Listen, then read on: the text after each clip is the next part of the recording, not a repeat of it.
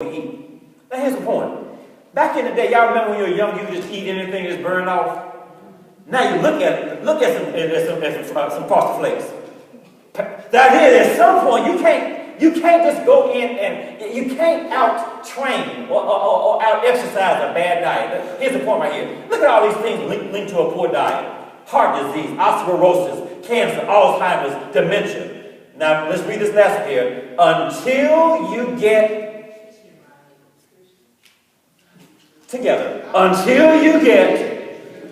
nutrition right, nothing's going to change. Diet and disease. It starts in the kitchen. It starts in the kitchen. So it happens. So living. So here's the point. So I cannot go through here and put all these things in my body right here and expect supernatural healing because I've not done everything in the natural to go back and get the supernatural. Come on, somebody. I can't just go back around here and have a diet of ding-dongs and annihilators and push-ups and M&Ms. And then God, take this one away from me what I got right now. And no, at some point, I got to get positioned in the natural to get to the supernatural. Here's the next one we have right here.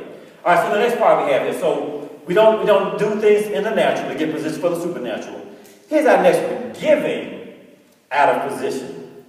What does that mean, giving out of position? What does that say right here? Please read this, please. What does it say? Trust God in giving. Who owns it anyway? God. We are managers, stewards over what God has loaned us.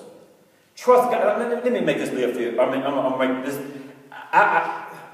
It is sometimes, let me start this way. How many of us have ever thought, if somebody we know or like, because we're not going to do anything something we don't like most times. If for somebody we know and like, if we have it and they need it, we give it. I mean, I've thought that. Yeah? Amen. That we thought, like, if somebody we know and love, you know, the strength, you know, we are before we all know that, I don't have to get them. Now, maybe God said you ought to give to them instead. That's a whole different, I'm going to get to that later. But the idea, we say, if somebody we know and love needs it, and we have it, our first response is to give it. Amen. So let me make it clear in particular. So our two daughters, one of our daughters will do anything she can to keep from asking us for money. I mean, will do whatever she can because she just doesn't want to go back in and find herself asking us for money. The other one has the same. I need to do like a DNA test. But the next one says, "You got it. So since you got it, I got it," and has no problem coming back to the well continually. Now, while it is true, according to the kingdom of God, since God has it, we have it. But according to the kingdom of coal, I got it, you ain't got it. So that is so this other one, and so the one we'll start one of over here with the last option. And when something being asked, you can just hear the grief over here. Over here, first option, second option, third option, go call up here, and I get this little text. Or I hear this little dad ad. I'm not answering that phone. And so the same one. So now as a parent, our role really when they get to a certain age is coaching. Isn't that right? You got to coach them. Coach them from the sidelines. Coach them. If you run this play, you're going to score. If you run another play, you're going to sack. Coach them. So we told our baby at this point, she was between jobs, we said, now these are things you got to do. Laid it out as well as we could. Make sure you check your insurance, so you got all these things in place because you're between jobs. Make sure you don't get caught here. And you know how every parent has, you know that child's look when they are looking at you and nodding. They're not even listening to anything you say.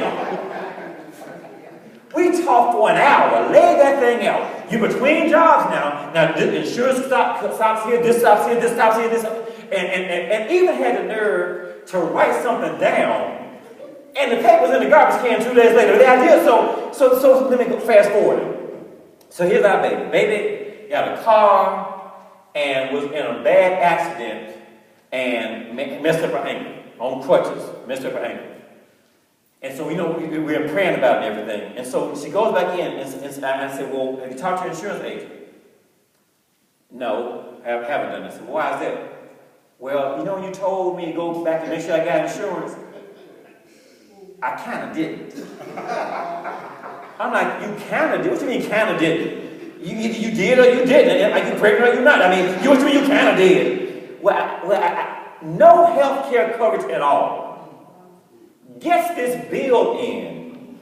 Astronomical bill. Daddy. I'm like, oh, no, Daddy today. Oh, no.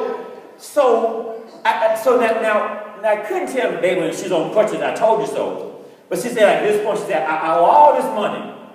And so she's calling, really, the call was asking us to pay it off. That's what it was. I was very clear about this. And I said, no, what we're going to do, we're going to trust God for how to handle this. She's like, well, I trusted God enough to call you. Yeah, I already trusted him. And I'm like, well, I think you're missing the spiritual lesson I'm trying to teach you. So I said, we're going to believe God. I said, because let me tell you right now. I said, now you owe these thousands and thousands of dollars. We're going to pay a $250 deductible. That's it. Just silence. Silence. I said, now, at this point, I need you to learn, because now here's my point. I said, I don't want you to feel like I don't love you. I want you to feel like I wish you had a different last name. I'm not trying to go back and make sure that I know you. Look at us. We know you're mine. But the idea was, I want you to know, though, we need you to trust more on God than you do us. In the past now, they have it. We have it. They need it. We have it. We gave it. No. At this point, and I'm telling you, that night was rough for both of us. At 2 o'clock in the morning, you sleep? No, you sleep? No, you sleep? And then this one was trying to turn their head up to the other side. And I'm, what? You sleep? No, you sleep? And so, because and so we going back in, but knowing, now here's the point, we had peace about this now. That was the issue. That was the peace that was ruling. So fast forward, 3 weeks later, get a phone call back from a baby and said, Daddy. I was like, oh, don't come back. This is a different Daddy. Daddy, every penny that I owe on my expense has already been paid for. I said, what? She found a foundation that would take care of everybody who has some medical bills, who was not insured, presented the information, and all those thousands and thousands and thousands of dollars got wiped out. You can't tell me God's not good, but you got to trust God in living. So now what does that mean? That means now she's going to learn to trust God more than she trusts her daddy and trust her mom. She's going to learn to trust God. And that's the whole point. Our role is to make sure we stop letting people be dependent upon us. We're trying to get folks dependent on God.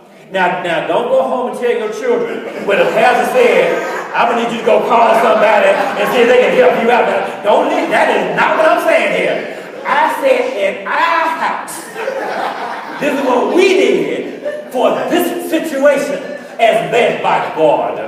But don't go back and make that universal now. Well, I wanted to give it to you, but the pastor said I can't give it to you. No.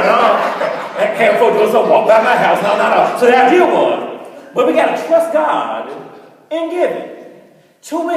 Just because we have it and they need it does not mean we automatically give it. That we have to trust God in our giving and trust God. So here's the point. We have to be spirit-directed and not self-directed. Because how many of us know parents and children can guilt you into giving? Well, I need the money. Well, if you want your grandchildren cold and it's already 10 degrees outside, well, I hope you come visit us in the hospital when they got pneumonia and turning all blue. Oh, here you go. So we got to end up being spirit directed. Because we can't enable bad habits. In some cases, not all cases, but in some cases, they went out here and got that paycheck and blew it. And then knew they could come back over here because the safety net over here.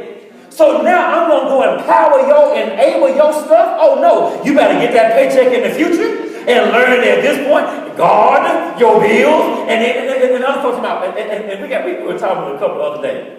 But I've been working so hard, I just feel like I just owe myself.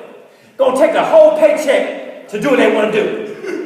Bills not paid, mortgage not paid, rent not paid. I just work so hard. You better work hard to pay your bills. The idea at some point, we have to end up being spirit-led and not self-led. Because our whole role is to make sure they depend more on God than us. God is always going to be there. There have been times where our children try to reach us. You all know parents. They try to reach you, and for whatever reason, you're not accessible. They need to know that you've given them enough word to depend on God. It's about trusting God in giving, and trusting God in living, and trusting God in every area of life. As long as they think that we are nation's bank of parents, they are never going to come up in and do what they're supposed to end up doing. At some point, we have to learn to trust God. So now, the one that was always asking still asks, but not quite as much. Glory to God. So that is. Because every time they ask, remember how God provided. Remember how God provided. And so one time she got ready to ask, can I have? Oh, I remember how God provided. I'm like, oh, hallelujah, hallelujah. So that is. So the next one we have here, forgiving out of position. Forgiving out of position. Read this with me, please. Forgiveness is for you, so that you do not have to carry the burden. Forgiveness is not for the other person. It's for you. That person did something, cut you off in the lane, threw a thing at you, and it was not hello. And you still mad 3 years later. They gone about their business. They cutting somebody else off. It's about us not having this burden that we're carrying along as well. Please, I love this. Please read this. When you forgive, you don't change the past, but you do change the future. Glory to God. That's beautiful. Forgiving, it already happened. But it can now change how we interact together. It can change how I feel about you if I forgive. Otherwise, I'm going to keep carrying this burden around and keep carrying this challenge around. And every time I see you and hear your name, I'm going to keep being reminded of that. Instead of saying, I'm going to release this so that we can have the future. I'm not going to spend my life walking around burdened down because of what somebody did, when Jesus told me to cast my burdens upon him. If I'm going to cast my burdens upon him, I'm not going to be burdened down. I cast my cares upon him, I'm not going to walk around with cares. At some point, it's about us not carrying this burden around for forgiveness. Let me give you this last part that we have right here. Now, if you write that, go down, if you would, go to your sermon outline and write the ITY. I want to go back in and write that down now. ITY on your bulletin. We've already done everything else for authority, but I want you to write down, if you would, the ITY there as well. So here's the ITY that we have here. Here are your verses right here.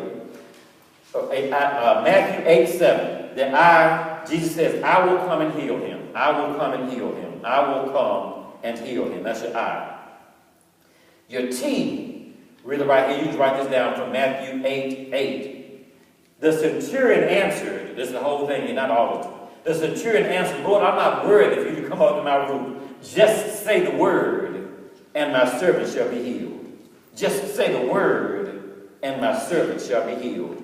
Just say the word, and my servant shall be healed. That's the T. Then the Y that we have right here, I love this here, the Y for 13. And again, for those of you who have this, the PowerPoint presentation there, Matthew 8:13. I love this. He says, you believed, and healing has happened. Go back on. You believed. So apart from you believing, you couldn't get what I provided. So access to get what God has provided starts with believing. If I believe what God says, I'm going to get what God says. But it first starts with, it says right, you believed that I could just speak the word and the servant would be healed. Because you believed, healing has come. Go back to your own home. So we're going to end right there for spiritual principle number 6 here. We're not going to go through all of them. Let me just kind of go back in and talk about what we have here now. So here's what we have to finish this up now, just for here. So what are the areas where believers can use our authority? And specifically, what do we say? This whole chapter gives us at least 3 things. We're just going to talk about one and pick up the other 2 in Bible study. What are the areas? So, in other words, here's an area where I can use my authority. Because I'm supposed to say the word, what do I say to use my authority in that area? You understand what I'm saying? We're going to give a situation about where we can use the